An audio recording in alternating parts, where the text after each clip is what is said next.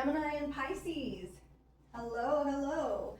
Let's see what we have for the energy if you are a Gemini dealing with a Pisces in a romantic relationship, or vice versa, a Pisces dealing with a Gemini in a romantic relationship.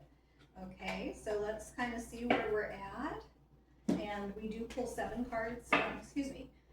cards for this reading. We do, 4 from the tarot, and we do 2 oracle cards, and then a third one to talk about if you're in separation or not speaking with your person, what they would say to you, okay? And then we kind of tie everything together. So I thank you for being here with me. I have opened up personal readings. The information, of course, is in the description box, and I will do a reading just like this for you, with a few cards, some tarot, some oracle, and we'll get you clarity for your situation. And if you're not quite ready to do a personal reading, feel free to drop a comment and I will respond to everyone. And if you are needing a card or 2 pulled to clarify your specific situation, I'm happy to do it.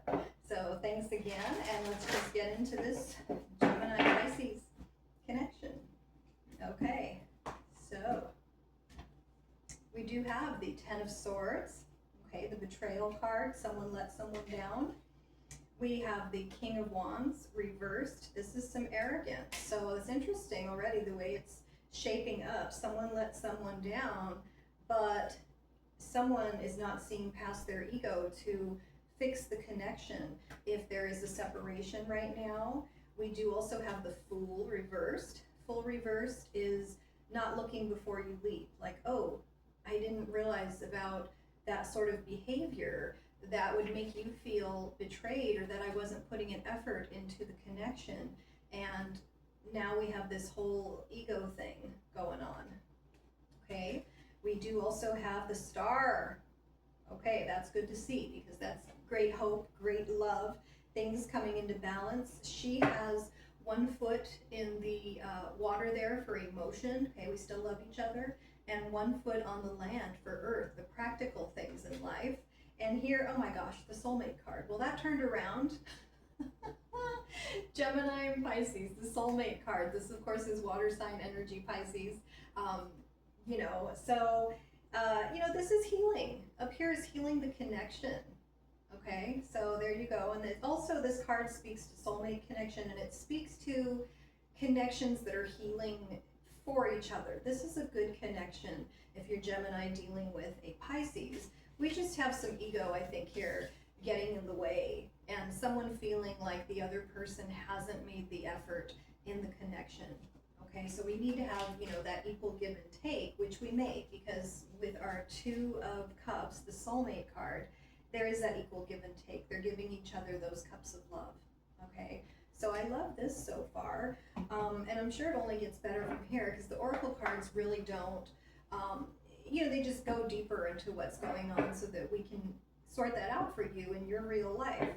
So this is the Soul's Journey card, the Soul's Lesson. Let's just see what that is between Gemini and Pisces. Okay. Service. I feel good when I can help others. Okay. And it's, it's giving. I'm helping you to heal, you're helping me to heal, and that's mutual. Okay. But I feel good when I can help others. It does feel good to help other people feel better, and then it feels good when they help us too. So let's go over here. This feels like it's going to be a fast reading. I didn't mean for it to be so fast, but hey, we kind of got right to the point. You've got the soulmate card, you've got the Star. Everything's hopeful after a little bit of a bump in the road is what this looks like.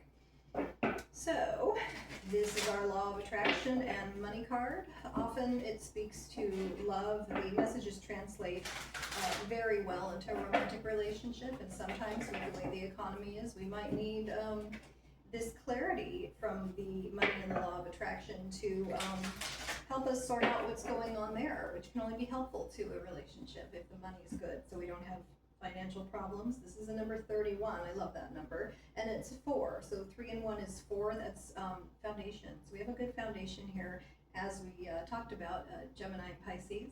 I can have money and freedom too.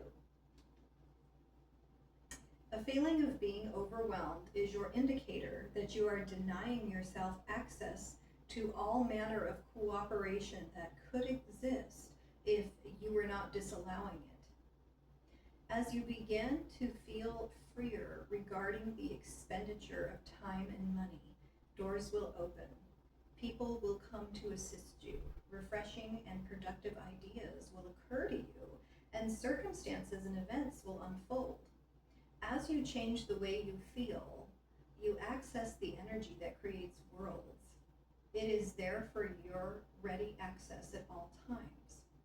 So what this reminds me of, sometimes when you work and you have your 2 little days off, it's like you don't feel like you have any time to do anything. And they're reminding us that, work, just a typical 9 to 5, is not the only way to have freedom, because people make money. A lot of people equate money with freedom, but making money that way is not freedom to some people, And so, we do need that balance. We need to go to work and make money and support ourselves and have that foundation, that number 4 foundation. But above and beyond that, money can come to us in other ways, and we can get very creative with that when need be. And pertaining to relationships, this is about time, quality time. I go to the 5 love languages, okay? So are you spending enough time with me? And do you feel trapped because maybe I want a whole lot of your time, relationships really are there as a foundation to give people freedom.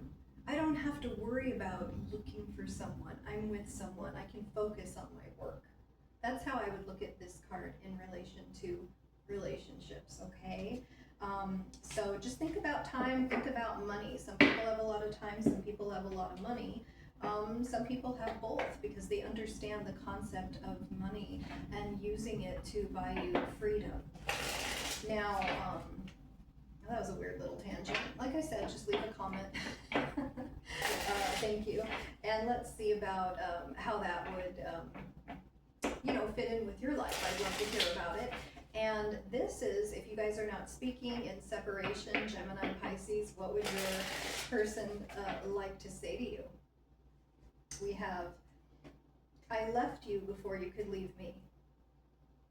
Okay, so I think, going back to our betrayal card, and I only take this as someone not making an effort, because I don't see where there's no love in this connection. This is a very loving connection with our soulmate card and our star. I mean, the star is great love given and received, exactly like it shows in the soulmate card.